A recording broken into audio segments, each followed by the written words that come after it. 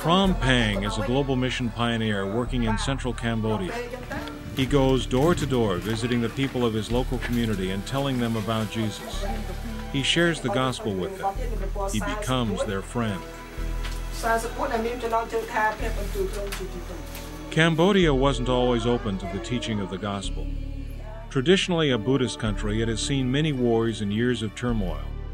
But about 15 years ago, the Seventh-day Adventist Church started sending out global mission pioneers to communities where there was little or no Christian presence. The village where Pionir Peng works and lives is one such village. His wife, Long Chenda, runs a small after-school program in the building that also serves as the local church.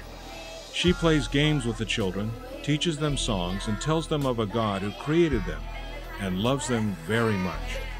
One of the people that Peng and Chenda met is Sak Savuth. Worked at a local hospital close to Peng's house, and they became friends when Peng would visit the hospital.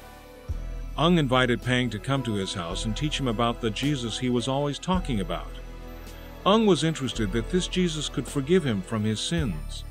The local traditional religion taught that sins could only be forgiven if a gift was given at the local temple.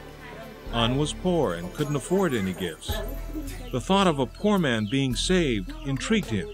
He wanted to learn more. As they studied, was converted, and soon his wife joined him. Was able to share the Bible with his mother right up until the time of her death. Because of the Bible studies taught by Peng, life was changed. He stopped going to clubs and getting into trouble. His wife is happy because now she feels that cares for his family, and they spend time together. They have found peace and new lives in Jesus. Global mission pioneers work all over the world to spread the gospel to people who have never heard the name of Jesus. Oftentimes they work and live in very harsh conditions, just so that they can help lives become changed.